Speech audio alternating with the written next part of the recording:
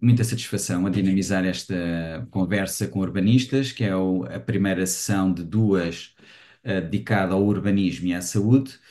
Este tema tem ganho cada vez mais relevância no contexto global e local. As interligações entre a saúde humana, animal e ambiental, abordadas pelos conceitos do One Health e, por outro lado, o Planetary Health, e o planeamento urbano e territorial, por outro, são componentes que gostaríamos de explorar como é que se podem interligar e gerar sinergias positivas. Conforme ouviram no anúncio automático, esta sessão é gravada em vídeo. Ela será posteriormente disponibilizada na internet, nomeadamente através do canal que a Associação Portuguesa de Urbanistas tem no YouTube. Um, Queria também, em nome da Associação Portuguesa de Urbanistas, agradecer o apoio prestado pela Fundação Serra Henriques, que tem apoiado várias iniciativas de divulgação técnica e científica no âmbito da atividade da Associação Portuguesa de Urbanistas. E, dito isto, passaria a apresentar o nosso convidado de hoje, que é o Dr. Ricardo Santos. É um especialista nesta matéria e tem uma experiência e conhecimento que ajudará a compreender como é que estas abordagens podem influenciar positivamente o futuro das cidades. Ele é biólogo, é investigador no Instituto de Saúde Ambiental e é docente livre na Faculdade de Medicina da Universidade de Lisboa, onde é co-diretor de pós-graduação ANELF, Saúde Humana, Saúde Animal e Saúde Ambiental. As suas áreas de trabalho incluem comunicação de ciência, comunicação em saúde, comunicação estratégica, estudos de públicos, análise do discurso científico, saúde planetária, One Health, alterações climáticas e saúde, bioética, ética e integridade da ciência, o luto, arte e medicina e humanidades médicas, e participa em vários organismos, grupos de trabalhos nacionais e internacionais. Ahm, Ricardo Santos, ah, como é que o One Health e o Planetary Health nos podem ajudar a fazer melhores cidades? O que é que podes partilhar connosco como princípio de conversa? Temos aqui uma audiência que é sobretudo urbanistas, arquitetos, geógrafos, algumas pessoas eventualmente também de áreas ligadas à saúde, e convidava-te então a usar da palavra agora para uma apresentação inicial para, digamos, quase partilha também de conceitos e do que entenderes que é útil. E depois então temos uma fase de debate, de perguntas e respostas, em que teremos depois todos a oportunidade de intervir. Ricardo, faz favor, quando quiseres. Muito obrigado pela tua participação. Muito obrigado, Ricardo. Temos aqui uma dificuldade nos Ricardos. Antes de mais, queria agradecer muito o amável convite à Associação Portuguesa de Urbanistas, ao engenheiro Ricardo Veludo. É um prazer imenso participar nesta conversa com urbanistas, sendo eu um biólogo. Não sou um urbanista, sou um biólogo, mas que tem vindo a trabalhar, enfim, em conceitos mais amplos, mais afastados, se quiserem, do território, numa escala maior, ou se quiserem, macroconceitos, como é a One Health e a saúde planetária, o Planetary Health. E portanto vou tentar aqui, de uma forma muito simples, uh, em primeiro lugar, falar um pouco o que é isto, ou como é que surge, porque é que surge, qual é a razão pela qual surge a One Health e a Planetary Health, que não são exatamente a mesma coisa, e depois lançar aqui algumas questões, identificar aqui alguns pontos de tensão que possam ser interessantes, eh, e pedindo desculpa antecipadamente, não sendo eu urbanista, eh, fico já desculpado se cometer alguma imprecisão na terminologia que irei utilizar. Muito bem, então eu vou começar a partilhar aqui a minha apresentação, e falar sobre o One Health, Planetary Health e planeamento de cidades, uh, em 15, 20 minutos é em si mesmo uma grande dificuldade. Mas não tem problema nenhum, porque naquilo que diz respeito há os grandes conceitos, digamos assim, ou os macroconceitos, como é a saúde, uma só saúde e a saúde planetária. Eu gostaria de começar, seguindo a velha advertência da Alice no País das Maravilhas, começar pelo princípio. E a verdade é que, se nós olharmos para aquilo que tem sido historicamente a evolução mundial, a verdade é que, em termos de crescimento populacional, há um aceleramento, há uma grande aceleração, sobretudo a partir dos anos 50, com uma característica mais exponencial, aqui neste gráficozinho. E a verdade é que ao longo do tempo, enfim, a pobreza tem vindo a diminuir de uma forma global e também é verdade que a esperança média de vida também tem vindo a aumentar. É claro que isto é fruto daquilo que, enfim, foi o melhoramento das condições de vida, da qualidade de vida, dos avanços que se fizeram, quer na ciência, quer na medicina. Mas quando nós projetamos aquilo que vai ser até ao final deste século, o aumento da população mundial, as projeções, enfim, têm sempre uma margem de erro associada, mas é possível que até ao final deste século se atinjam os 10 mil milhões de habitantes, sendo que atualmente estamos ao redor de 8 mil milhões. Portanto, um cenário ainda de um certo crescimento, são mais de 2 mil milhões para as próximas décadas. É claro que este crescimento não é um crescimento homogéneo, é um crescimento diferenciado do ponto de vista geográfico.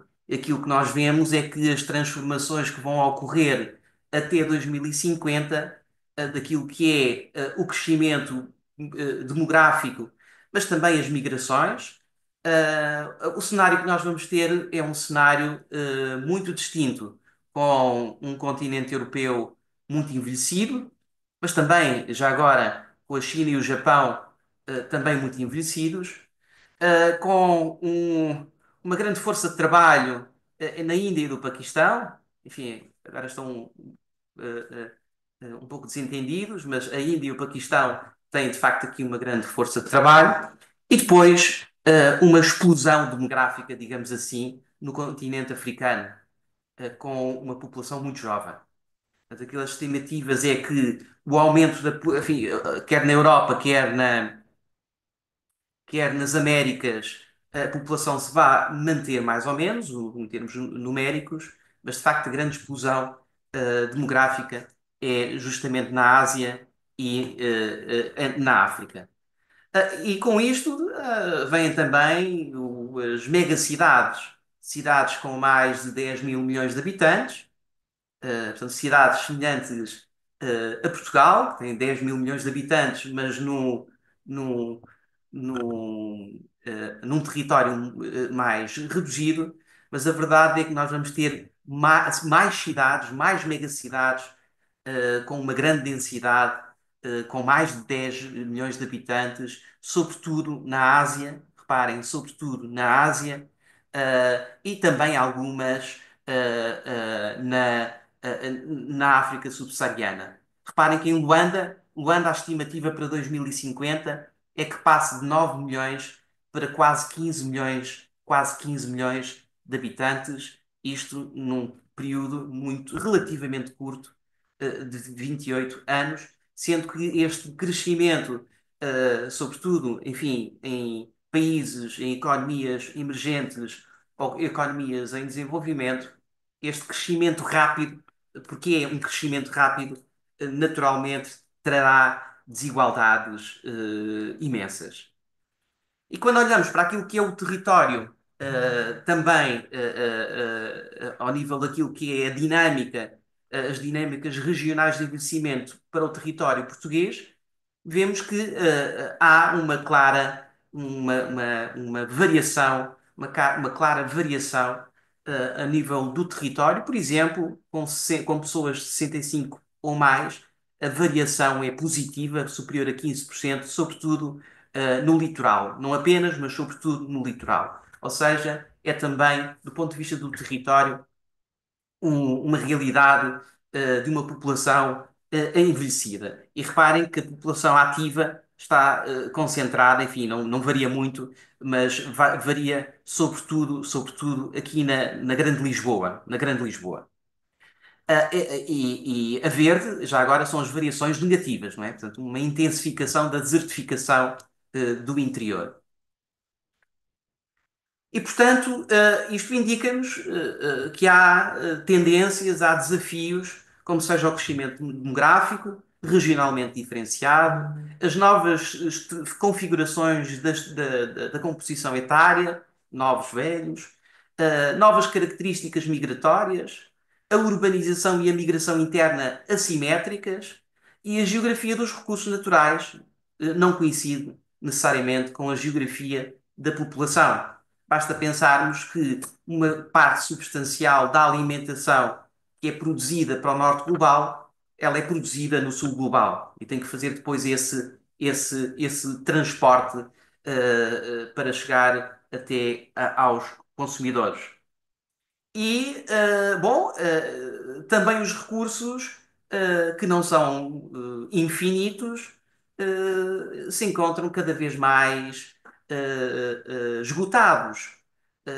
O dia da subcarga da Terra, em 2025, em Portugal, foi no dia 5 de maio. Reparem, nós chegamos já ao dia 5 de maio e esgotámos, teoricamente, todos os recursos que tínhamos disponíveis, recursos naturais tínhamos disponíveis para os 365 dias do ano. Há uma grande variedade, uma variação entre países, enfim. O Uruguai é, digamos, aquele que é mais sustentável, mas é o Uruguai. O Catar, reparem, logo no dia 6 de fevereiro, esgotou os recursos disponíveis para um ano. Há, de facto, uma exploração intensiva dos recursos. E claro que isto tem impacto quando nós olhamos para aquilo que são os impactos no planeta, olhamos para os impactos no planeta, é claro que aquilo que nós habitualmente falamos mais são as alterações climáticas, sobretudo a concentração de dióxido de carbono, mas também a radiação, o forçamento radiativo.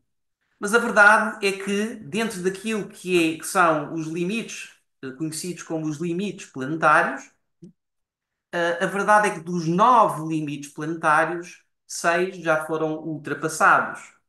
Quer as alterações climáticas, quer as novas entidades poluentes, como por exemplo os microplásticos, a própria integridade da biosfera, o uso do solo, a água doce, os fluxos biogeoquímicos, sobretudo o ciclo do fósforo e do azoto. Ainda estamos numa zona verde, segura, digamos assim, ao nível da acidificação do oceano, da carga de aerossóis atmosféricos e do ozono, da depleção do ozono estratosférico. Mas ainda assim, 6 dos 9 foram já ultrapassados. Portanto, não é só as questões das alterações climáticas, mas é também um conjunto de outros componentes daquilo que nós conhecemos como o planeta Terra. E que, claro, estão interligados.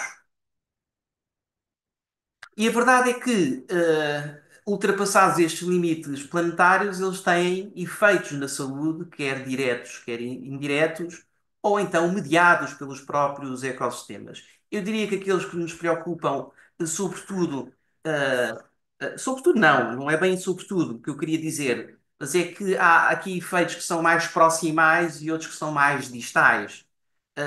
As ondas de calor são, de facto, é um risco para para as cidades, uh, as secas, as cheias, uh, os fogos, a intensificação dos fogos florestais, enfim, na proximidade das cidades, a exposição aos poluentes, são todos eles efeitos diretos na saúde, com uma particular intensificação ao nível das cidades.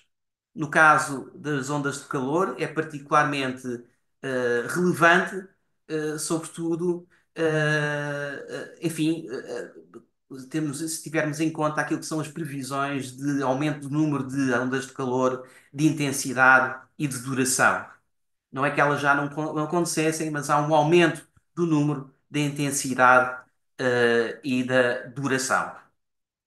E claro, depois, efeitos mediados pelos ecossistemas, como por exemplo a desflorestação, em que aumenta o risco de doenças infecciosas, que depois têm um potencial de conversão, digamos assim, no sentido de se tornarem em epidemias e eventualmente em pandemias.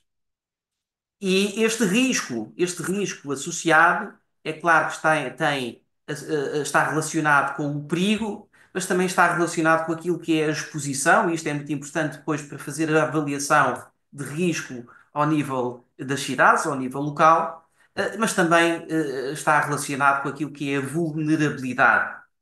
Dentro de uma mesma população, há diferentes graus de vulnerabilidade a um mesmo risco.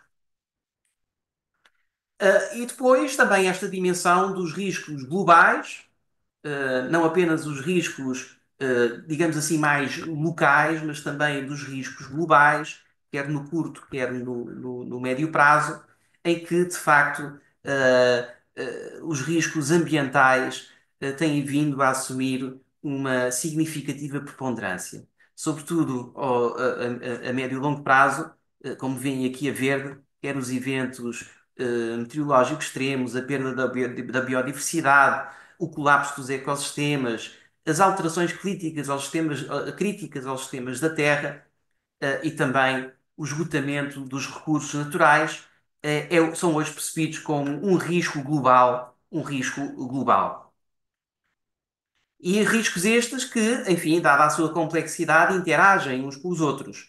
Esse é só um pequeno exemplo da forma como os riscos interagem uns com os outros. Eu não referi, mas este é um relatório produzido anualmente pelo Fórum Económico Mundial, justamente intitulado Riscos Globais.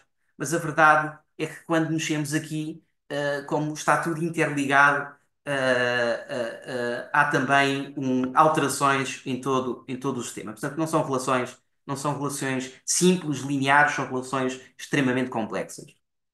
E dado este cenário, feito o diagnóstico, o que é que a One Health nos traz? A One Health traz-nos, sobretudo, um novo paradigma. A One Health surge no princípio deste século, já no princípio deste século, muito preocupada com aquilo que era a crise da gripe aviária. Portanto, tem aqui um-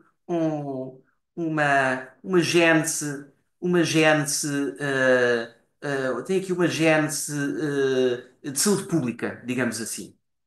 E o que a One Health nos diz é que a saúde humana está interligada e interdependente da saúde animal e da saúde ambiental. E, portanto, não é possível nós termos saúde humana se não tivermos saúde ambiental e se não tivermos saúde animal. É preciso tratar também da saúde animal, cuidar da saúde ambiental, para que assim consigamos ter saúde humana. Portanto, tudo está interligado. Não existe a saúde humana, a saúde ambiental, a saúde animal. O que existe é uma só saúde. É o que o conceito nos diz. E para isso é necessário que estas diferentes, reparem, porque a verdade é que da saúde humana há um conjunto de profissionais, de disciplinas, que é distinto da saúde ambiental e que é distinto da saúde animal. E, portanto, o que o conceito diz é que é preciso que as pessoas trabalhem em conjunto, que haja um trabalho interdisciplinar para que se consiga encontrar soluções em que este princípio esteja assegurado, estas três dimensões. Olhamos para os problemas a partir destas três dimensões e não isoladamente a partir de cada uma delas. O conceito de saúde planetária surge já em 2015 e é um conceito muito interessante, muito mais focado na componente sistémica e que podíamos, enfim, há diferentes definições, mas podíamos entendê-lo como um movimento, segundo a definição do Planetary Health Alliance, um movimento social e um campo transdisciplinar. Já não estamos a falar de interdisciplinaridade, estamos agora a falar da transdisciplinaridade, orientado para soluções que têm como objetivo analisar e abordar os impactos na saúde humana e em toda a vida na Terra das perturbações causadas pelos humanos nos sistemas naturais. Portanto, já não há esta abordagem entre saúde animal, saúde ambiental e saúde humana. O que há é uma abordagem sobre a interligação, a interdependência entre sistemas humanos, entendidos aqui como sistema social, económico, político e por aí fora, e sistemas naturais do planeta Terra.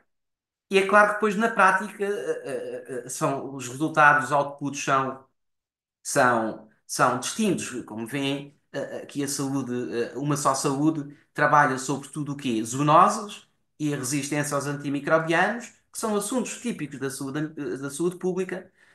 No caso da saúde planetária, trabalha os ecossistemas, uma abordagem mais ecossistémica, como as alterações climáticas, ou a sustentabilidade, ou até mesmo a nutrição. Portanto, são duas abordagens depois, do ponto de vista da aplicação prática, dão resultados diferentes.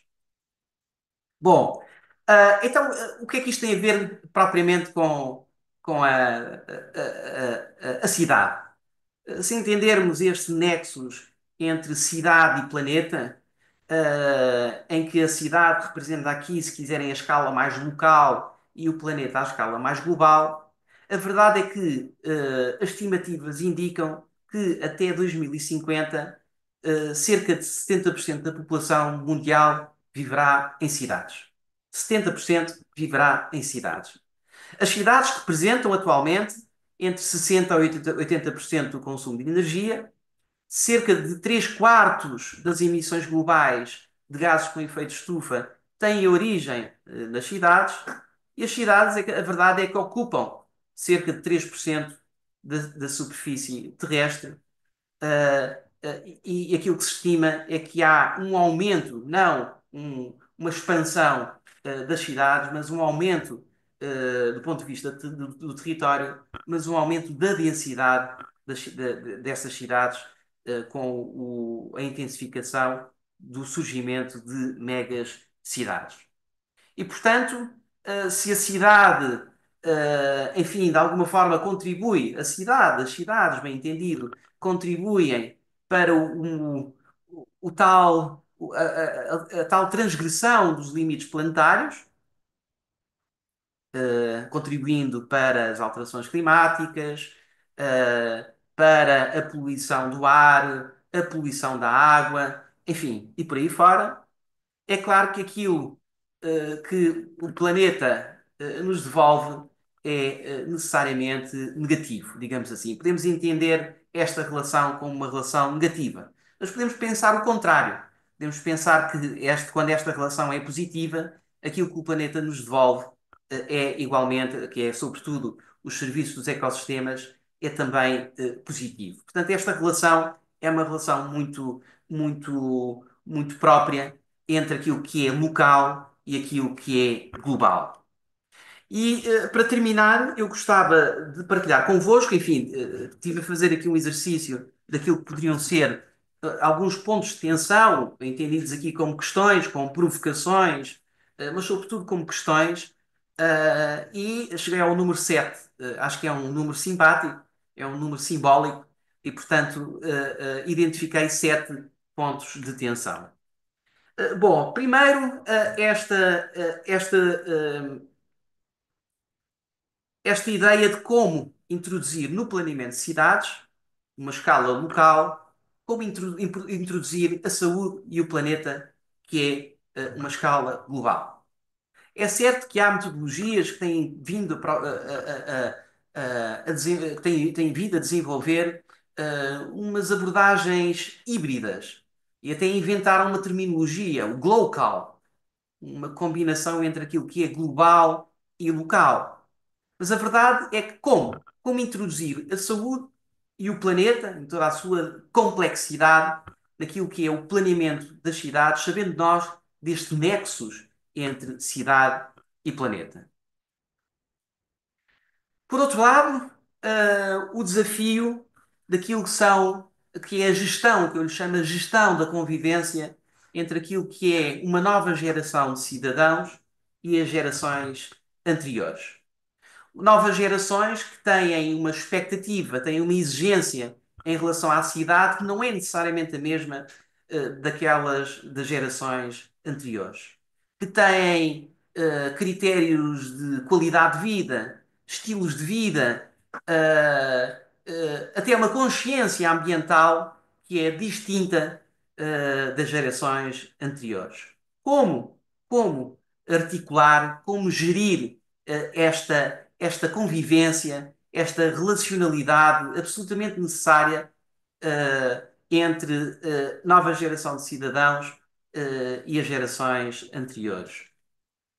O terceiro ponto, que parece-me fundamental, é como passarmos de um modo de trabalho multidisciplinar, em alguns casos monodisciplinar, para um trabalho interdisciplinar.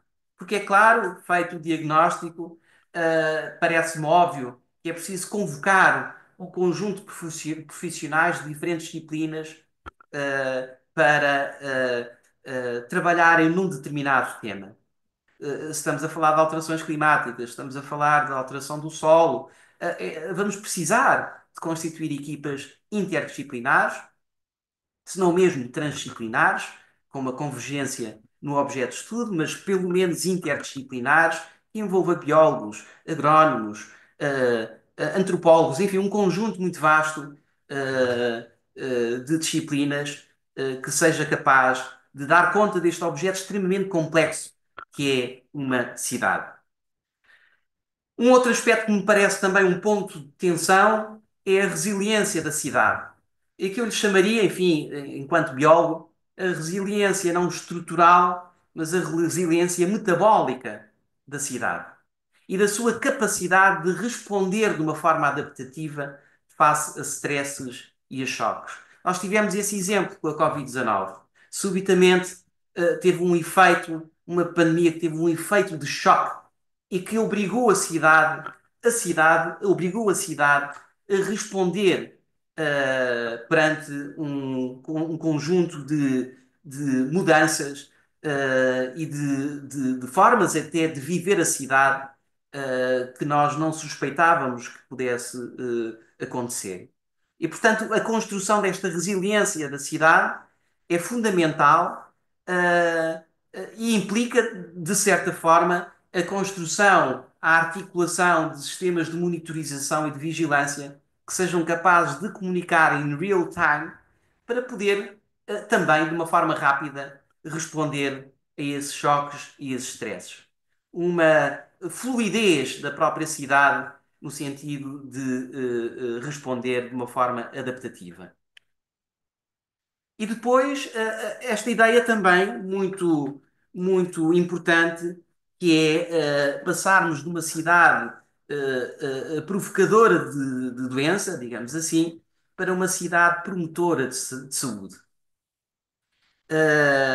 Passarmos de uma cidade que provoca doença para uma cidade que promove saúde física e mental através de um planeamento dos espaços,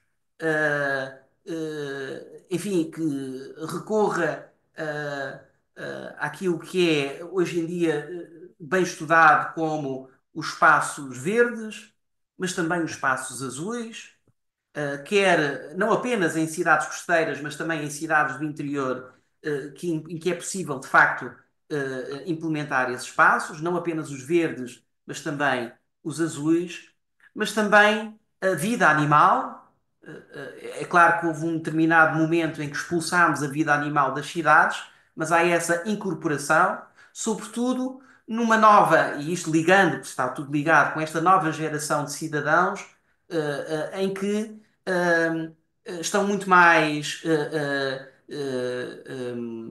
como direi, em que aderem mais a esta ideia das famílias multiespécies, em que há uma espécie de continuidade entre aquilo que é a família humana e a família não humana. E por outro lado, também no domínio dos espaços públicos, o desenvolvimento de espaços relacionais, de espaços conviviais, em que haja de facto esta, sobretudo do ponto de vista da saúde mental, haja este convívio entre as pessoas enquanto espaços salutogénicos e de promoção da saúde. E que, claro, associado depois a outras componentes, como a mobilidade. E por fim, não, a minha não é por fim, a penúltima, esta continuidade versus descontinuidade entre a vida entre edifícios e a vida dentro dos edifícios. Há aqui um caso paradigmático, que é a questão das ondas de calor, da resposta ao calor. Uh, as desigualdades, a pobreza energética, quer no interior dos edifícios e depois dentro dos edifícios, enfim, aqui uma referência ao espaço exterior, mas também aquilo que é a construção de refúgios climáticos. E por fim, de uma forma, enfim, que tem a ver mais com aquilo que é a metodologia de planeamento, que é esta ideia de passarmos de uma cidade planeada para as pessoas e passarmos para uma cidade planeada com as pessoas, em que, enfim, com recurso a metodologias participativas e de cocriação, as pessoas sejam protagonistas do planeamento, do processo de planeamento das cidades. Uh, e penso que estes são, digamos assim, 7 pontos de tensão que nos podem suscitar algumas discussões, terminando aqui com uma imagem com, com o The Line, cidade que está a ser construída na Arábia Saudita, e que muito interessantemente, enfim, independentemente daquilo que possamos sentir em relação ao projeto, que, recordo, está a ser construído, Uh, mas tem de facto estes princípios, enfim, tem estes princípios da sustentabilidade, das emissões zero, da cidade de 15 minutos, no sentido das pessoas se deslocarem a pé, ou seja, haver aqui um movimento ativo. Enfim, todos estes conceitos estão aqui integrados. Mas a verdade é que esta é uma cidade que está a ser construída do zero. E a verdade é que nós, se calhar em 99,9% dos casos, não podemos construir cidades do zero. E daí também, se calhar este é o oitavo ponto de tensão, que é enfim, é tudo muito interessante, mas como é que na cidade que temos, a cidade que já existe, como é que nós podemos uh, replaneá-la para que ela seja uma cidade, como eu lhe chamo, uma cidade planeta? E para terminar, gostava só de partilhar convosco que a Universidade de Lisboa lançou este ano, muito recentemente, um novo doutoramento em saúde planetária, em que justamente uma das especialidades, um dos ramos, é a saúde urbana,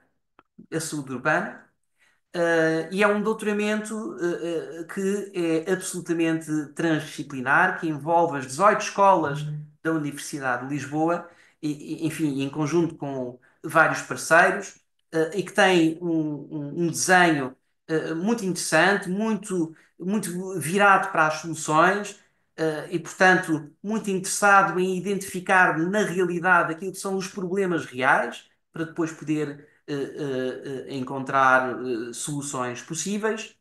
E também, já agora, a terceira edição do curso de pós-graduação One Health, que irá ter início em setembro de 2025, sendo um curso online. Não queria deixar também de vos trazer estas duas pequenas notas para aqueles que eventualmente que estejam interessados em aprofundar estes temas da saúde planetária e da uma só saúde. Muito bem, e é isto para já. Muito obrigado pela atenção. Obrigado, Ricardo Santos. Ahm, Bom, vamos iniciar então aqui um período de debate. Eu ia sugerir que quem quisesse colocar questões ou fazer alguma observação para se apresentar, dizendo o nome nós em princípio conseguimos ver aqui, mas dizer um pouco qual é a sua profissão portanto estar aberto ao debate para ajudar, digamos, a vencer essa inércia inicial que muitas vezes acontece. E seguindo aqui este raciocínio que o Ricardo Santos estava a fazer, indo para, digamos, preocupações de muito aplicacionais, que é, por exemplo, como é que, para tentarmos perceber essas implicações, exemplo, a utilização de material vegetal nas cidades, os espaços verdes, mas também nas ruas e avenidas, a colocação de material vegetal, que podem ser árvores, arbustos ou herbáceas. O que é que podem ser boas práticas? Ou seja, nós sabemos que existem espécies e existem concentrações que ajudam, por exemplo, a fixar partículas e que, portanto, podem ajudar a melhorar a saúde respiratória, a regular a temperatura, especialmente importante quando há ondas de calor. Mas depois também temos aqui um outro reverso, que é, por vezes, a monocultura de espécies pode também dar origem a problemas alérgicos. Portanto, se podias falar um pouco sobre isto e dizer o que é que se tem aprendido sobre esta matéria, o que é que podem ser referências de boas práticas para quem tem que desenhar cidade e que está a querer incorporar espaços verdes, mesmo que não sejam só nos jardins e nos parques, mas também nas ruas da cidade construída, cada vez que há intervenções de qualificação de espaço público, ou mesmo aquilo que pode ou deve ser plantado nos logradouros das cidades, porque é a parte que não tem implantação de edifícios e, portanto, se esse solo, para além de ser permeável, for solo orgânico e puder receber vegetação, o que é que podem ser essas soluções? Eu vou, entretanto, mando aqui nota dos pedidos de palavra e também podem utilizar o canal de conversa, o chat, são estes balãozinhos aqui em baixo, onde podem também fazer questões ou colocar observações por essa via. Tenho já aqui a Teresa Craveiro, mas se calhar pedi ao Ricardo se quisesse falar um pouco sobre esta questão. Muito bem, muito obrigado pela pergunta. A questão do. Bom, esse de facto até é dos casos mais estudados. E aquilo que se sabe, isso de alguma forma até é um pouco intuitiva, é que a vegetação, nomeadamente árvores, não apenas tem esse efeito, enfim, tem de facto essa dimensão de reciclar o ar, não é? De produção de oxigênio, de filtração do ar, mas também da sombra. Sabemos que a temperatura do sol em ruas que são arborizadas é muito menor, é muito menor. Uh, Ainda que, quanto àquilo que são, enfim, este até é um bom exemplo, Ricardo, é um bom exemplo de como, tipicamente, nestas abordagens é necessária uma equipa interdisciplinar.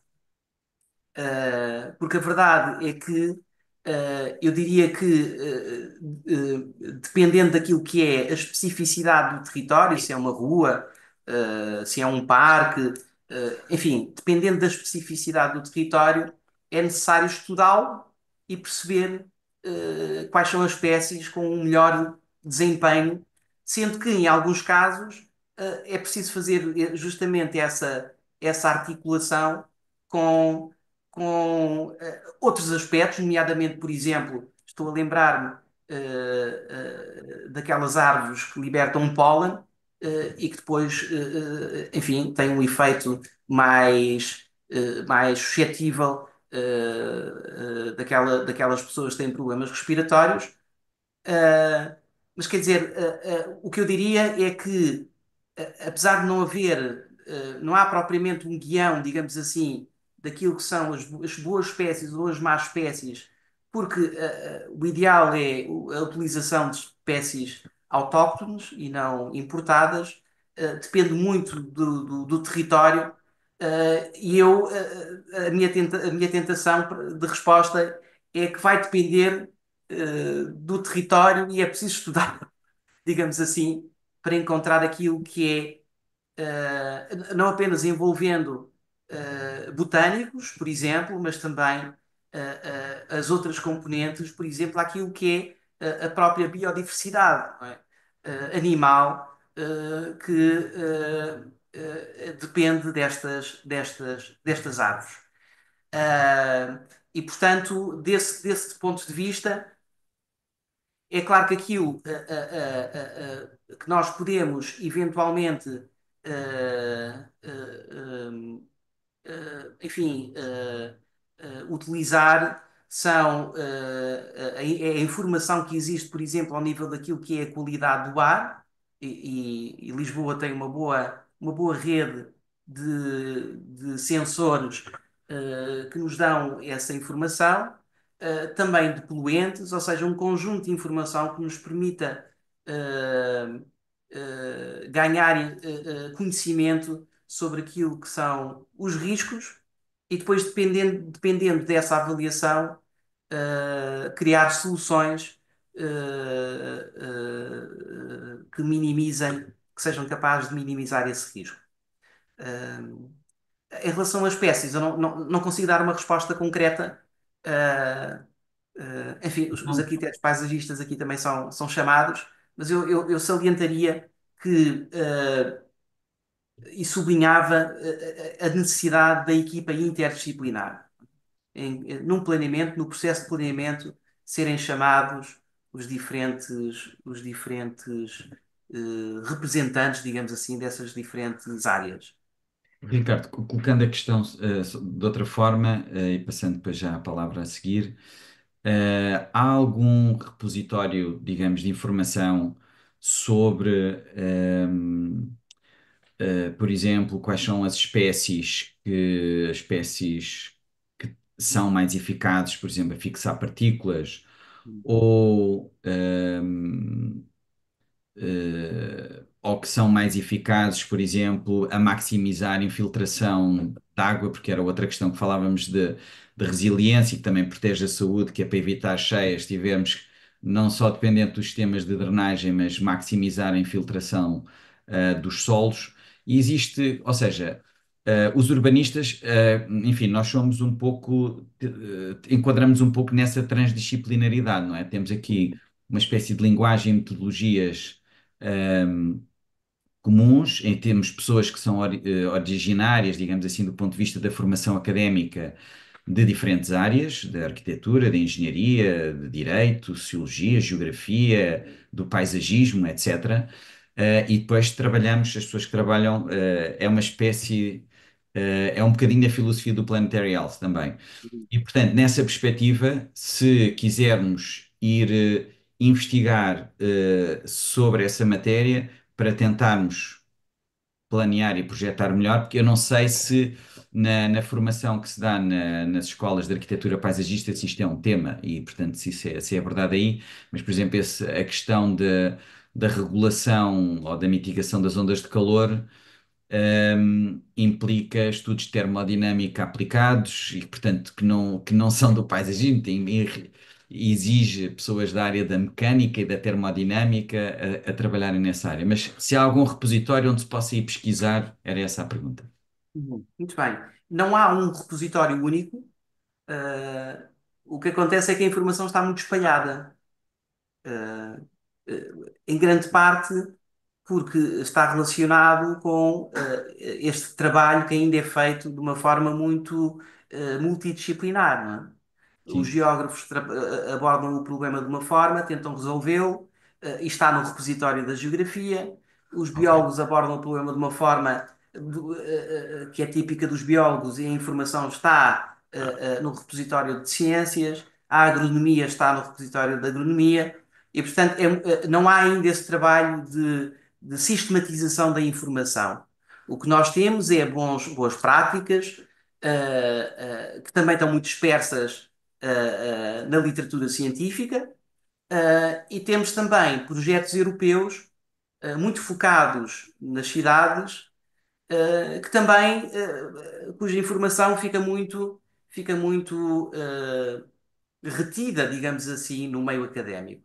Isso é um outro, se quiserem, não é um ponto de tensão típico, desculpem, exclusivo desta, é uma coisa mais transversal, mas isso é outro problema que é, de facto, a comunicação, a, a passagem de conhecimento, do conhecimento que é produzido dentro dos muros da academia para fora dos muros da academia. E de facto, isso é um trabalho que precisa de ser feito, não apenas transmissão de conhecimento, ou seja, transmissão de informação, de uma forma raw material, digamos assim, sim, mas esse trabalho de sistematização. Temos outros exemplos. Temos, por exemplo, e aí sim, com essa finalidade, os laboratórios associados. Os laboratórios associados pretendem cumprir um pouco essa tarefa de fazer uma espécie de sistematização daquilo que é o conhecimento produzido pela academia para depois vertê-lo para, ou, se quisermos, produzir conhecimento acionável para as políticas públicas. ok, Não há um único repositório. ok. Há aqui trabalho para fazer. Teresa Craveiro, se faz favor. Bem, boa tarde a todos.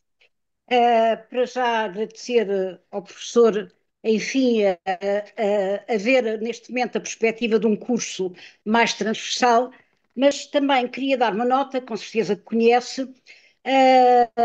Os municípios em Portugal têm uma rede de municípios saudáveis. Não, primeiro começou por ser cidades saudáveis, criado pela Organização Mundial de Saúde, e depois, como em Portugal alguns municípios não eram cidade, hoje é uma rede de municípios saudáveis. E uma das condições para pertencer à rede dos municípios saudáveis, de que Lisboa pertence, desde a primeira hora, é preciso ter um perfil de saúde e um plano de desenvolvimento de saúde, que no caso Lisboa fez de 2002 até 2017, depois foi para a gaveta, que é um plano, nós fizemos um plano de desenvolvimento de saúde, qualidade de vida e bem-estar.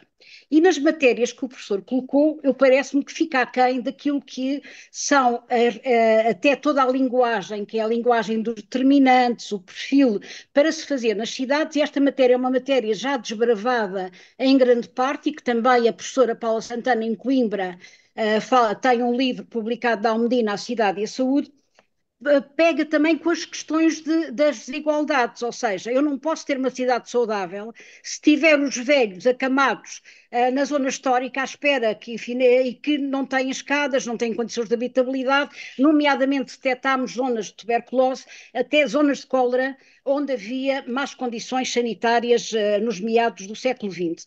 Portanto, eu parece-me que na matéria que foi colocando, é evidente que tem uma formação de biólogo e é importante ela ser de facto transversal, mas há que acrescentar, para mim não é, para mim é claro que não é possível haver saúde, bem-estar e qualidade de vida sem vir também as questões sociais.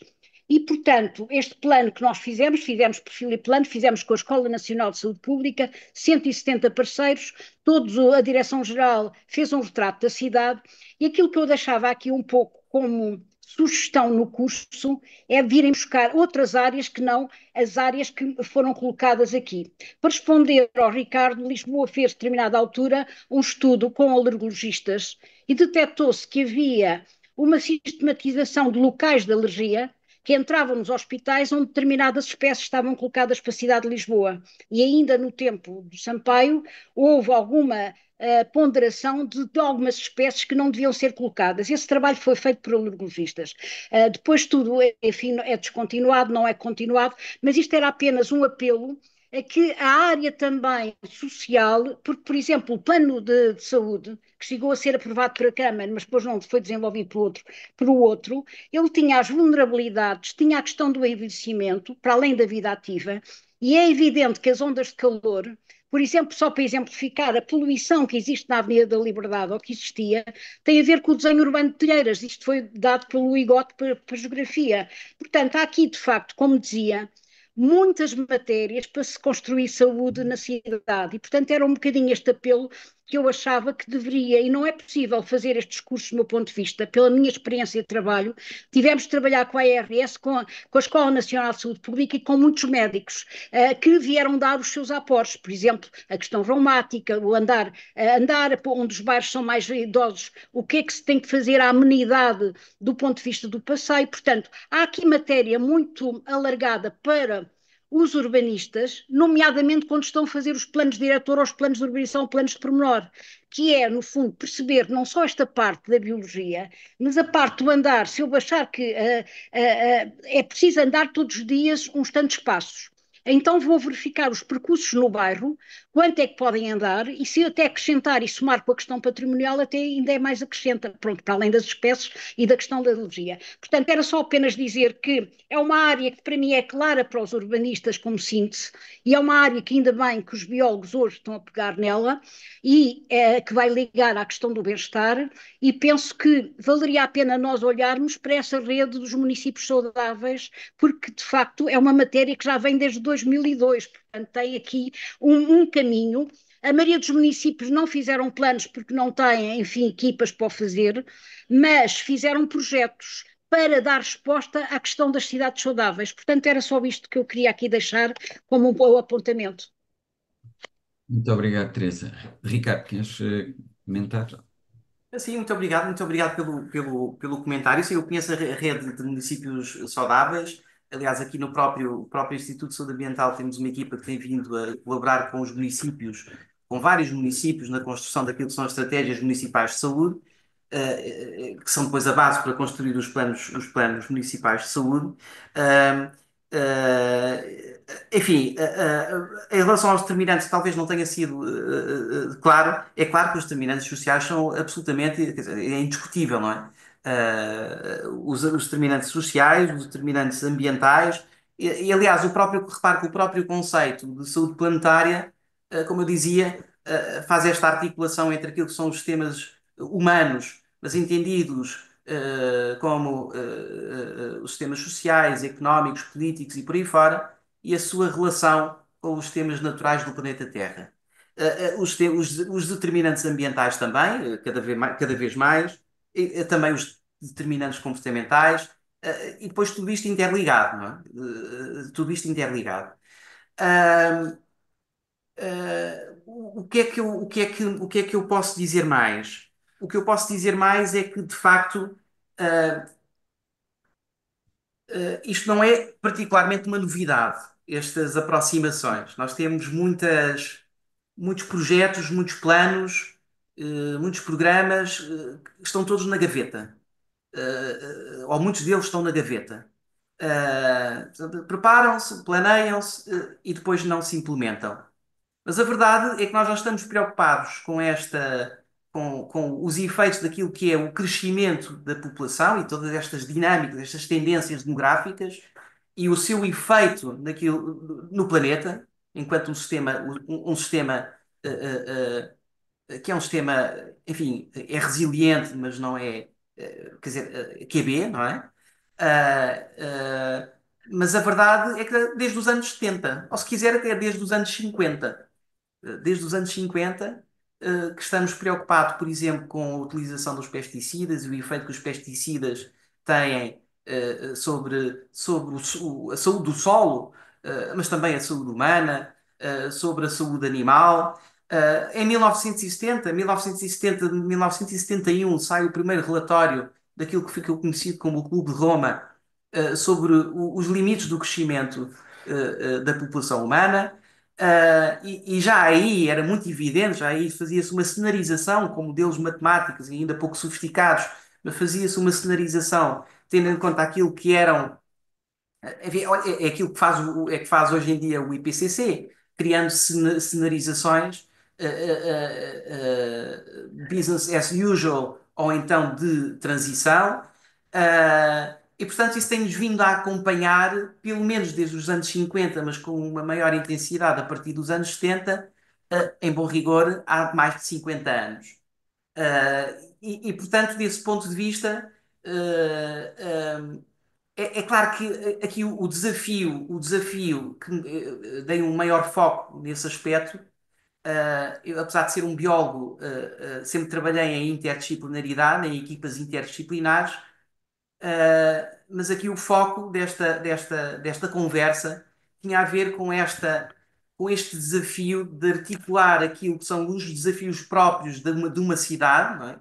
Podemos pensar como um município saudável, uma cidade saudável, enfim, aliado ou associado agora àquilo que são as cidades, as smart cities, que não são só os smart cities, mas também agora são os smart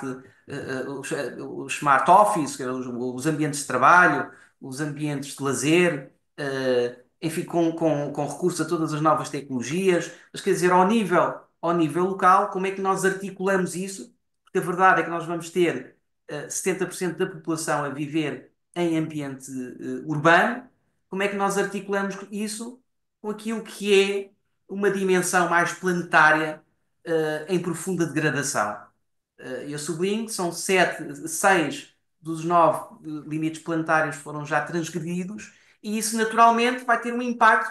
Quer dizer, que se não cuidarmos nesta dimensão, não vai ter cidade para as pessoas andarem, caminharem, nem para sequer para os velhinhos estarem acamados, não é? Não deixamos de ter cidade, não é? E portanto é mais nesta interação entre estas duas dimensões, não é? Porque é claro que há aqui um problema de escala, não é? Que me foquei mais nesta comunicação inicial. É este desafio de nós trazermos o planeta para a cidade. Obrigada. Obrigado, Ricardo.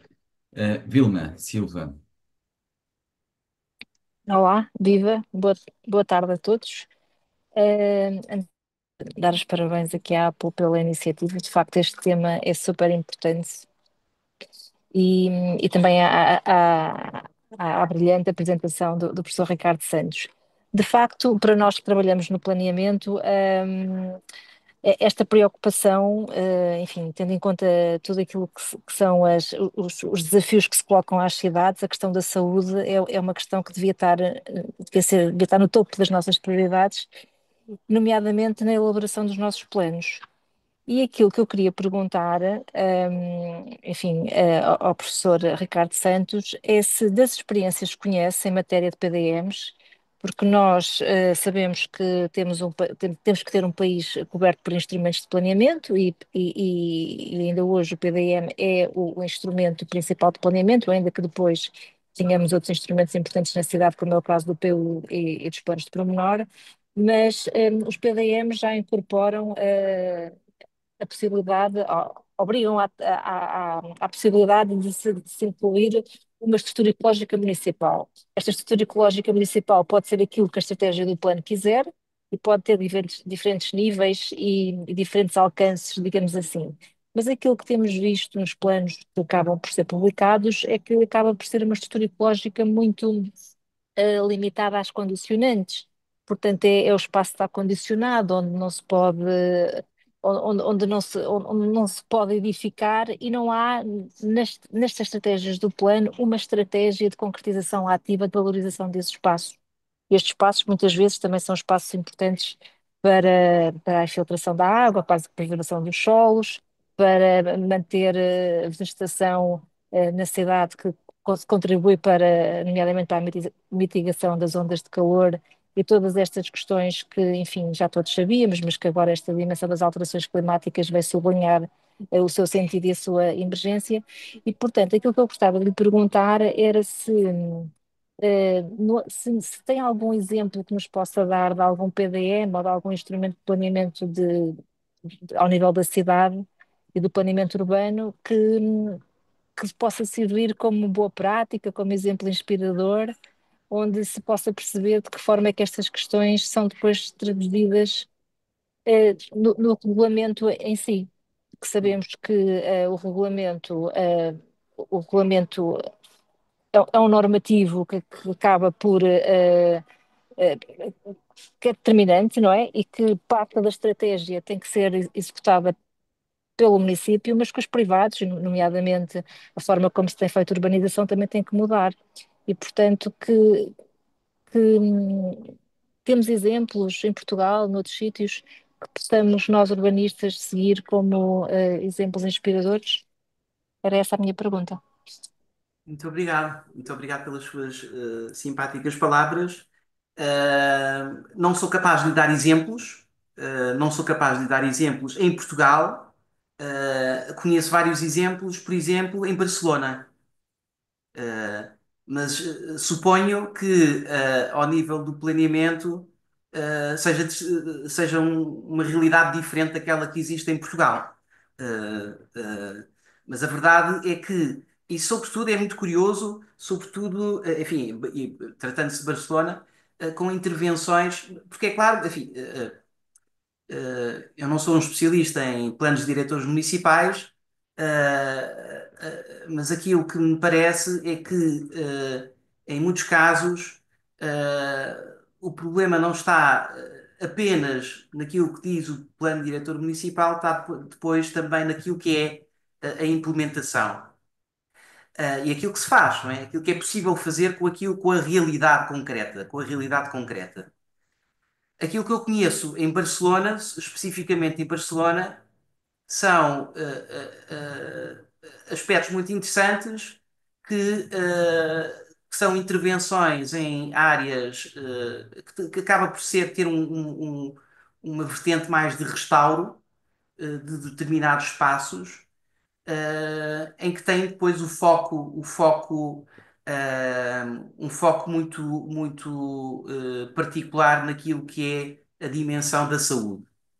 Uh, é claro que, enfim, tínhamos que perceber um bocadinho o que é isto da estrutura ecológica, é que se entende isto pela estrutura ecológica, não é? Quais são os parâmetros, quais são os critérios, qual é a própria definição, mas eu talvez até, enfim, sublinharia aqui o desafio da própria Associação Portuguesa de Urbanistas, que teríamos todo o gosto em identificar em conjunto aquilo que são as boas práticas que existem, não apenas em Portugal, se é que existem, mas sobretudo na Europa e que possam ser usadas como referências, como guias para aquilo que é a realidade do planeamento em Portugal.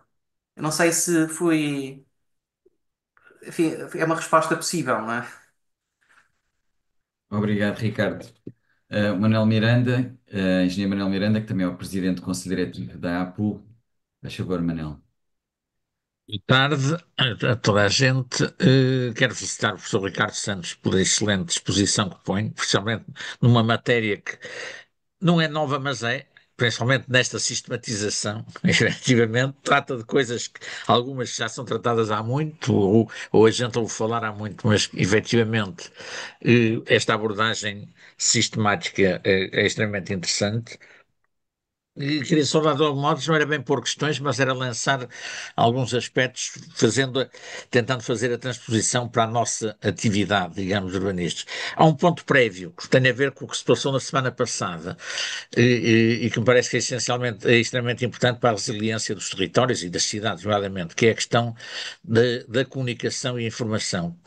e dos sistemas de comunicação que sejam eficazes e que se mantenham precisamente nos momentos de crise, não é? Mas não só, também, digamos, no cotidiano, a informação sobre as coisas é extremamente importante. Há muitas coisas que as pessoas não fazem porque não têm informação, não sabem do que se passa e, portanto, penso que isto é um aspecto que temos que dar muita atenção.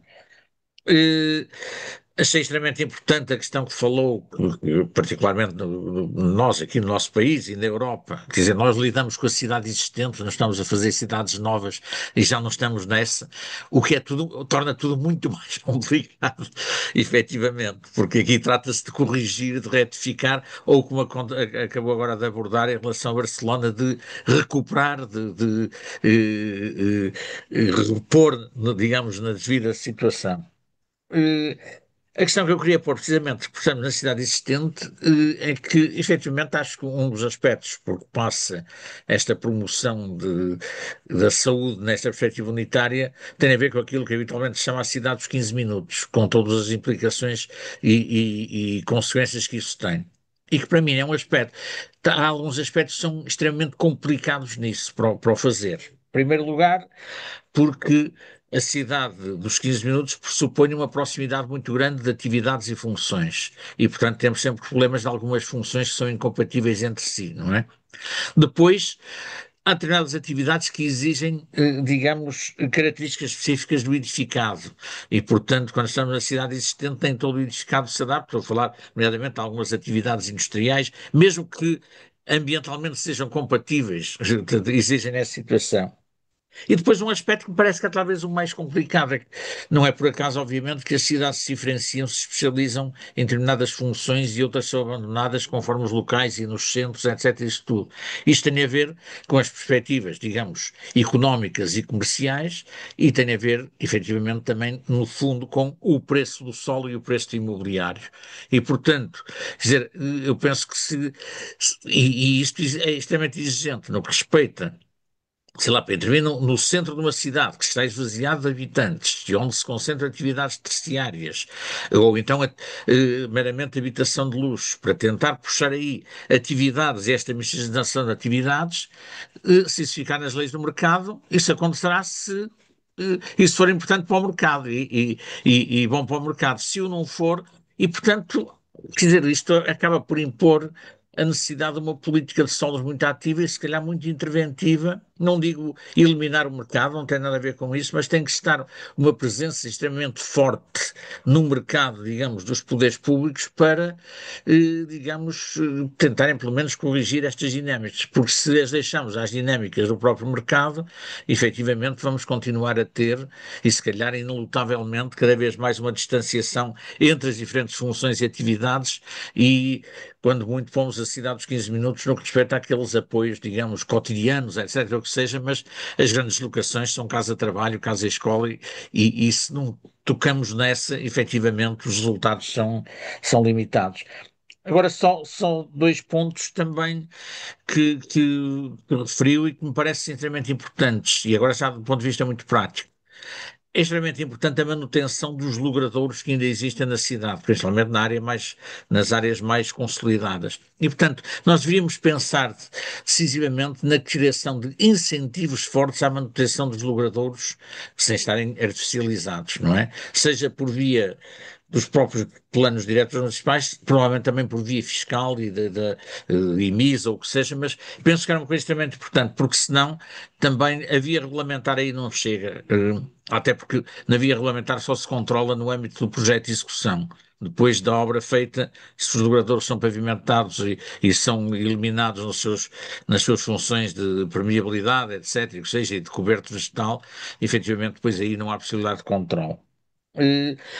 E, finalmente, pegando na questão da Vilma, da Estrutura Ecológica Municipal, que efetivamente penso que deveria ser um instrumento a que se deveria dar cada vez mais importância, mas dar-lhe cada vez mais importância como um instrumento para para a ação.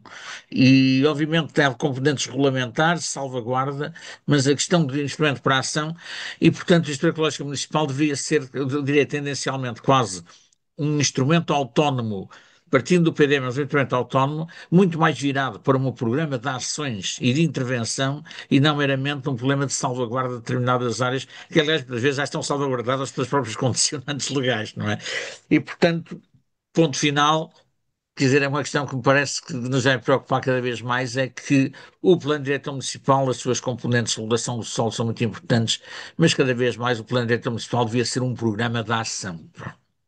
E não é o programa de execução que será que é exigido pela lei, que esse é para fazer as obras municipais, é um programa de ações.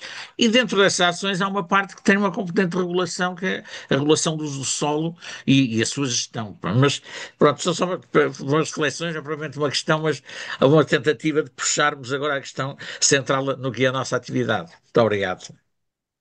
Muito obrigado, muito obrigado. Eh, Ricardo, Ricardo, não sei se posso só alguma coisa. dizer, posso só comentar o comentário do senhor engenheiro. Bom, é claro que não é nova, não é uma questão nova, mas a verdade é que ela é mais grave do que era. Não é? Continua a ser nova, não é? Mas porque continua, e ao mesmo tempo que continua a ser nova, vai-se agravando. E é claro que eu não me atrevo a dizer aos urbanistas o que é que devem fazer, não é? Venho aqui partilhar algumas ideias, enfim, mas eu não me atrevo a dizer aos urbanistas o que devem fazer. A questão do mercado é uma questão muito interessante, não é?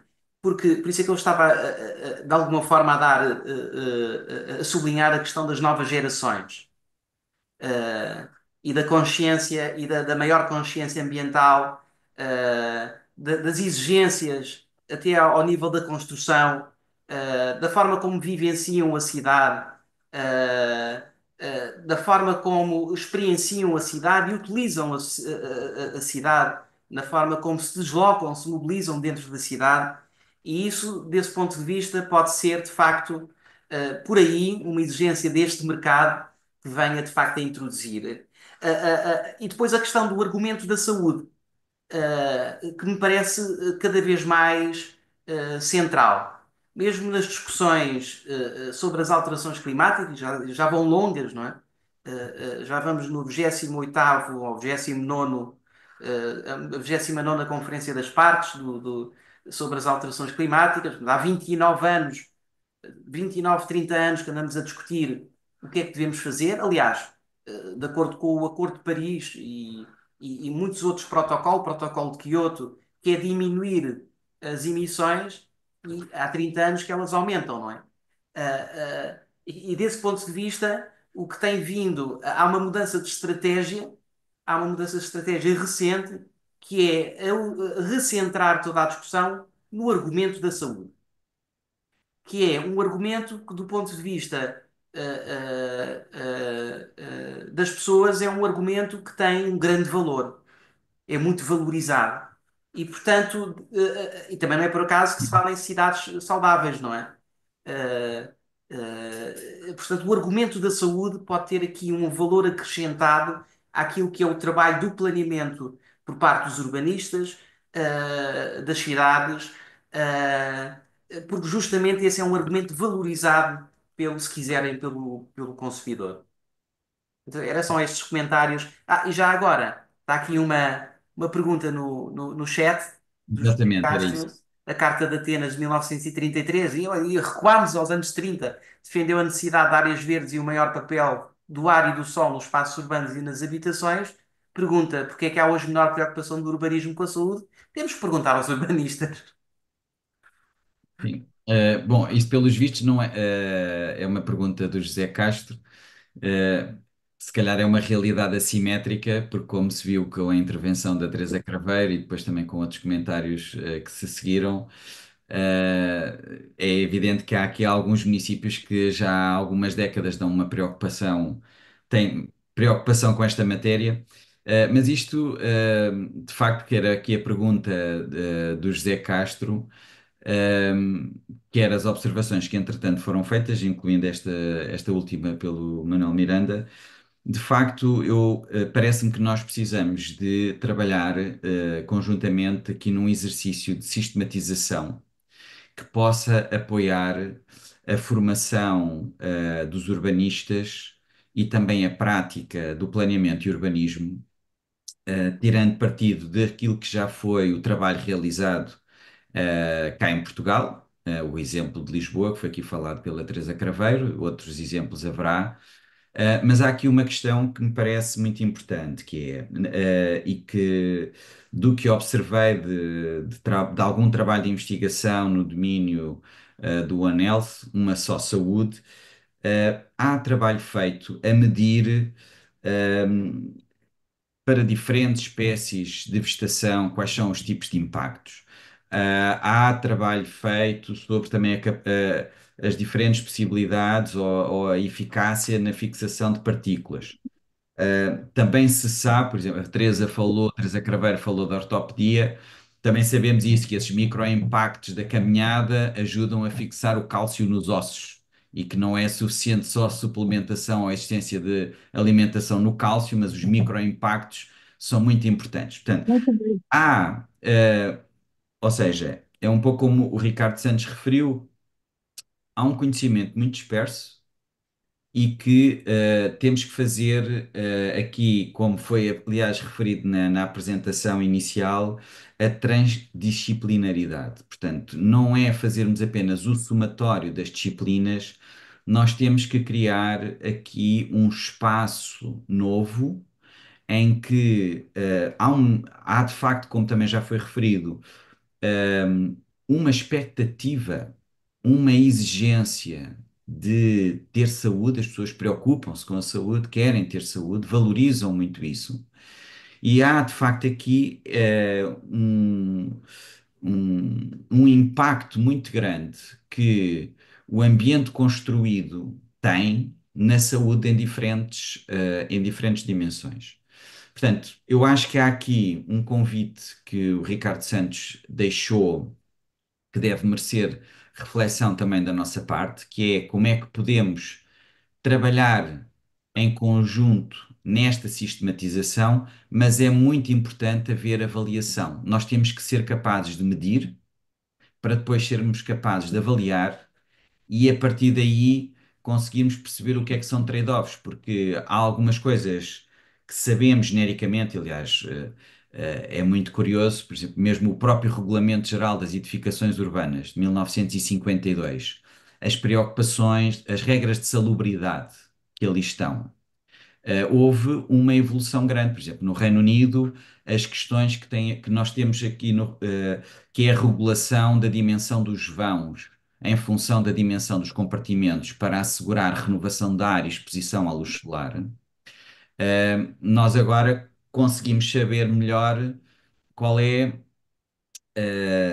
o número de vezes que o ar deve ser renovado para garantir determinado nível de qualidade, sabemos qual é o número de horas de exposição solar que são desejáveis e a partir de que valor é que já não são desejáveis e são de evitar, e é preciso filtrar essa exposição.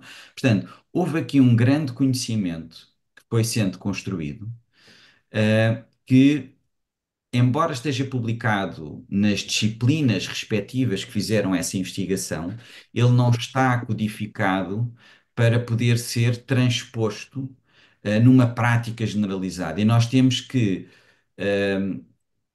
ser capazes de acionar esse conhecimento para ele não estar só dependente do voluntarismo digamos assim, fortuito de decisores políticos ou de técnicos que estão a trabalhar nas autarquias locais, nas administrações regionais ou nos governos e que na passagem do seu turno, digamos assim, conseguem dar um avanço nisso, mas isso depois pode não continuar. Portanto, nós temos que ter isto na formação de base, de planeamento, urbanismo, ordenamento do território, nessa transdisciplinaridade. Pronto, eu acho que tomamos nota aqui deste desafio. A Teresa Craveiro referiu aqui vários exemplos e coisas, portanto, trará coisas para aportar também. Não sei se mais alguém tem aqui alguma questão que queira colocar ou algum comentário na sequência destes que foram feitos agora. Eu gostava ainda de, se o Ricardo me permitisse, é dizer o Força. seguinte: Pois a Ana Bonifácio a eu seguir. acho que efetivamente há um trabalho Naturalmente, a maioria dos municípios em Portugal aderem, porque, enfim, uns aderem, outros não, mas já está essa matéria um pouco interiorizada. Mas depois fica por projetos, com exceções de Lisboa, que tentámos fazer exatamente uma abordagem socio-urbanística da matéria. Mas o que eu acho é que também o poder político acha que é uma matéria da administração central. Daí não querem construir, porque há uma vertente dentro da cidade saudável que são os equipamentos de saúde. E depois estamos sujeitos aos vários políticos que entram ou saem, ainda hoje, quando existe desde a lei de bases, desde as transferências, a dizer que cabe às cidades e aos municípios planear também os equipamentos de saúde. E, portanto, que são o básico. Portanto, eu acho que há um trabalho a fazer aqui, como acabou de falar o Ricardo, na associação, para juntar estas várias matérias, para que não só oscile tanto, porque de vez em quando temos uns políticos sensíveis, conseguimos. Depois sai o político, já não se consegue. E isto é a abordagem claramente que tem acontecido. No caso de Lisboa foi isso. E que teve completamente momentos em que os próprios os agrupamentos de saúde, porque é a prescrição social, por exemplo, que é o Martim Moniz, o Centro Martim Moniz, neste momento já não prescreve apenas as coisas para a doença, prescreve questões sociais ou físicas para que o utente possa fazer ligado à cidade saudável. Portanto, há experiências muito interessantes. E agora, trazidos pelo professor, esta questão é evidente mais reforçada cada vez mais da parte da biologia, das alterações climáticas, eu penso que há um percurso a fazer e que nos cabe a nós fazer também estas várias pontes. Era isso só que eu queria reforçar. Obrigado, Teresa. Ana Bonifácio, faz favor. Olá, boa tarde. Não sei se me estão a ouvir. Estão-me a ouvir? Muito bem. Ótimo. Eu estou meio em trânsito, eu não assisti a todas as intervenções, mas assisti à apresentação do professor Ricardo Santos, gostei muito, muito obrigada. Por acaso, ia mesmo pegar neste assunto que a professora Teresa Craveiro falou agora, foi na questão das prescrições. Ou seja, eu estou do lado dos urbanistas, neste caso, já agora, só para fazer um comentário, julgo que estamos muito longe de integrar os instrumentos de gestão territorial com resultados que vêm das investigações que têm sido feitas. Eu fiz parte de um projeto muito recentemente que mediu com sensores fisiológicos no espaço urbano, no espaço público, também sobrepondo com sensores de clima.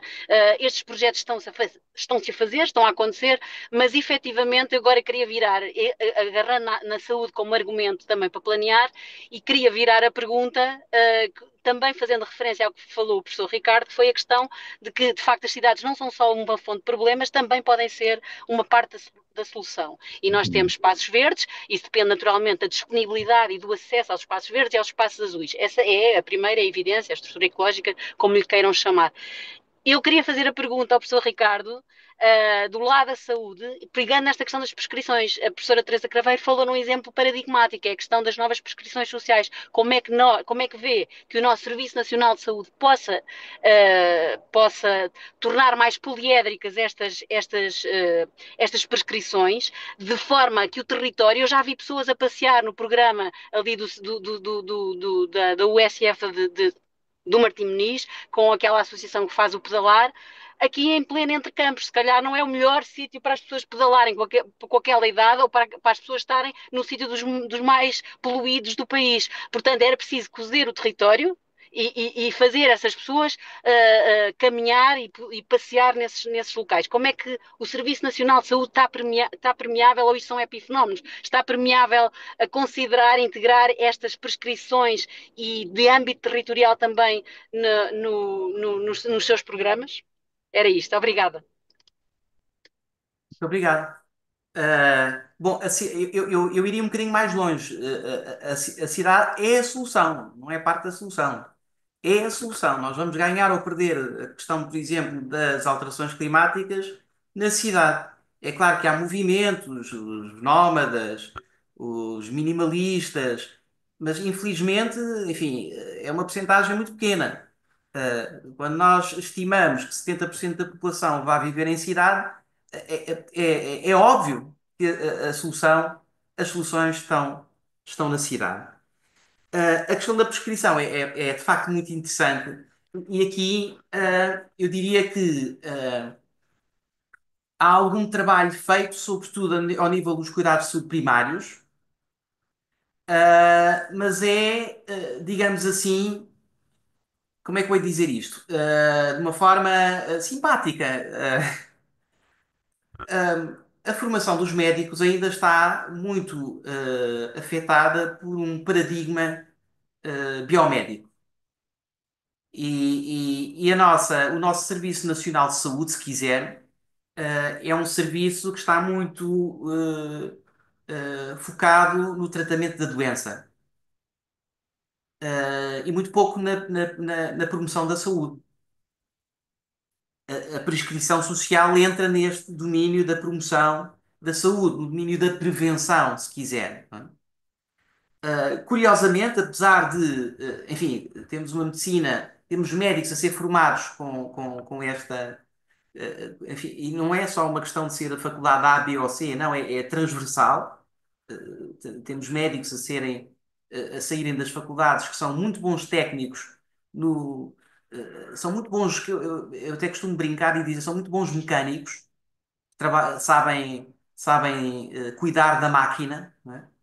Mas a verdade é que sabem muito pouco sobre a pessoa, naquilo que é a sua dimensão mais, nas suas múltiplas dimensões, não é? Se quiser, naquilo que é, são especialistas na doença, sabem muito pouco sobre aquilo que é a saúde. E a verdade é que a saúde é um conceito muito mais amplo e que convoca não apenas, não é uma propriedade dos médicos, convoca outros profissionais, os enfermeiros, os psicólogos, os antropólogos, os sociólogos, os urbanistas também, os geógrafos, os arquitetos, os biólogos, já agora, enfim, um conjunto amplo de outros profissionais. E desse ponto de vista, toda a estrutura, toda a máquina está montada para tratar a doença. Tratar a doença, tratar a doença, tratar a doença. Curiosamente, quando nós estimamos aquilo que vai ser a medicina do futuro, quando olhamos para aquilo que são as tendências, e repare que quando falamos do futuro, não é qualquer coisa distante, é que está a acontecer já, não é? A verdade é que a medicina chama-se agora aqui a medicina dos 4 Ps, que é uma medicina muito focada na prevenção, na participação, na precisão e na personalização. Se a personalização e a precisão está muito associado com o tratamento da doença, a prevenção e a participação está muito associado com a promoção de saúde. Não é?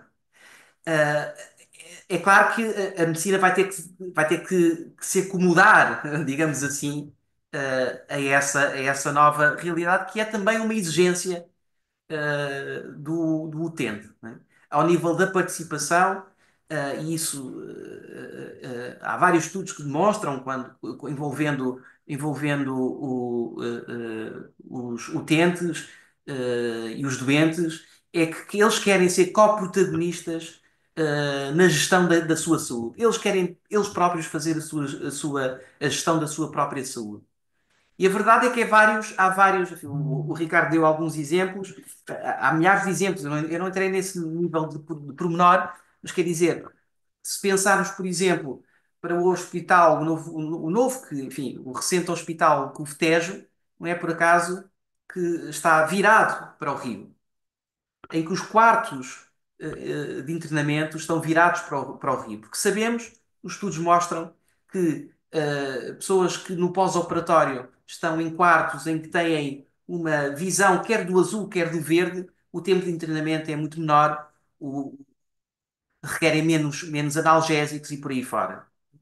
Até ao nível da cor. Não é? Por isso é que eu dizia que este é o desafio, não é apenas entre edifícios, mas também dentro dos edifícios, não é? Por exemplo, a utilização de aquários.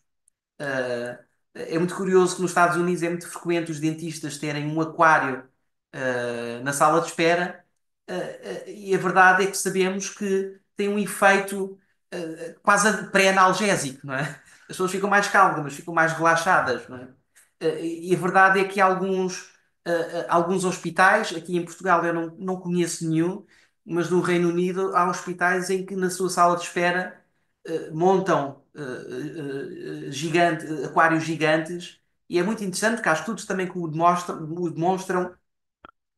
É muito interessante ver como um aquário com espécies diversas, com uma grande diversidade de espécies e de cor, tem um efeito muito mais potente, muito mais forte do que se não tiverem estas características. E no caso, por exemplo, daquilo que é, e que tem a ver com a prevenção, ah, há um conjunto de novos dispositivos com recurso às novas tecnologias, ah, que são absolutamente surpreendentes. Há um tema que eu gosto particularmente, provavelmente acharão um pouco estranho, mas tenho alguma obsessão pelas sanitas. E aquilo que tem vindo a ser feito ao nível das sanitas, há um protótipo construído no Instituto Superior Técnico. Estão a ver como as coisas estão muito desligadas e depois nós não sabemos que elas existem, não é? Falta muita comunicação e informação, como alguém dizia, não é? Mas há um protótipo muito interessante, que é uma coisa que já está muito desenvolvida, sobretudo em países como o Japão e a Coreia do Sul, que têm também eles próprios uma obsessão por sanitas inteligentes, mas também com investigação feita no Reino Unido. Mas este é um protótipo que é um tampo de sanita que é capaz, tem uns sensores que é capaz de fazer um eletrocardiograma quando uma pessoa vai à sanita, em que há um contacto, quer dizer, sanita, toda a gente tem contacto com a sanita, não é? Pelo menos uma vez por dia, ou, enfim, para os menos frequentes, duas vezes, três vezes por semana. E portanto, porque é que eu estou a referir isto? Porque isto capta informação, não é só a este nível, mas também os wearables, os smartwatches, os telemóveis, mas também novas tecnologias que não é preciso haver contacto, como por exemplo as ondas que são emitidas pelos routers, em que consegue de facto, pelas assinaturas da respiração, recolher informação. Toda essa informação que é recolhida, que é captada, ela pode ser utilizada. Imaginem, eu costumo sempre dar esta imagem aos meus alunos.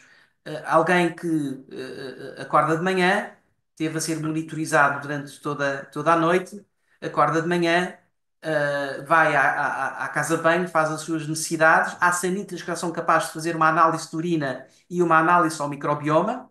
A tecnologia de biosensores está muito desenvolvida. Levanta-se, toma o seu banho, veste-se e quando chega à cozinha, já tem lá o- através do tratamento, da recolha desta informação e do tratamento destes dados, a sua impressora 3D faz a impressão de policomprimidos exatamente com aquilo que necessita para aquele dia, tendo em conta a informação que foi recolhida.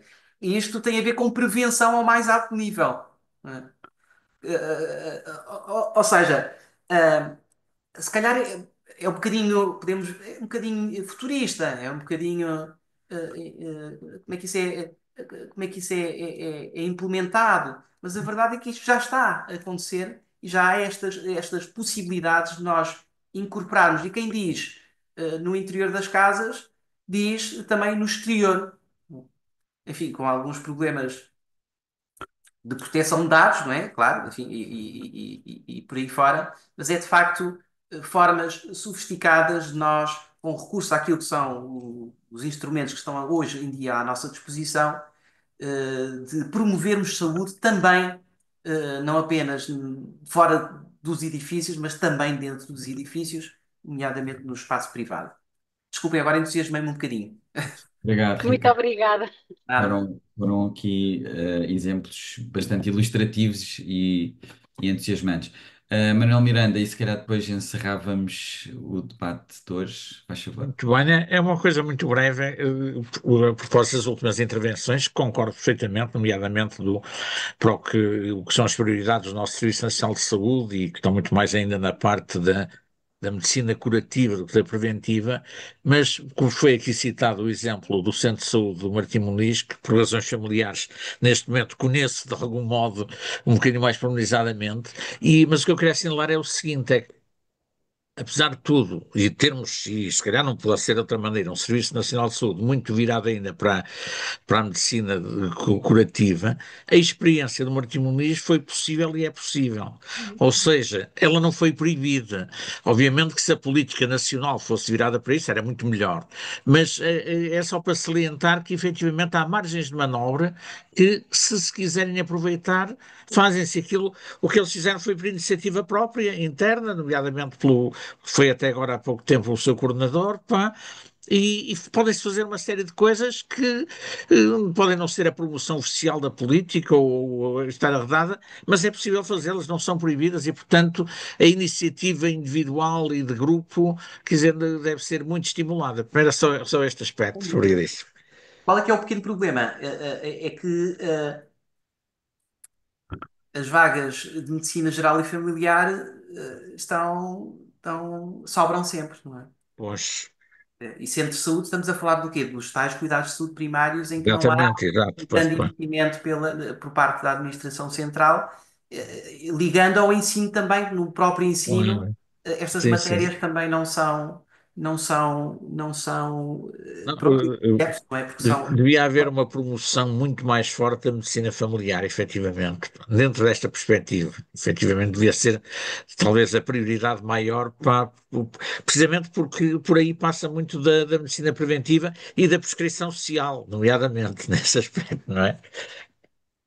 Pronto, a Célia disse uma coisa que eu estava a evitar dizer, mas é um bocadinho isso. Hum.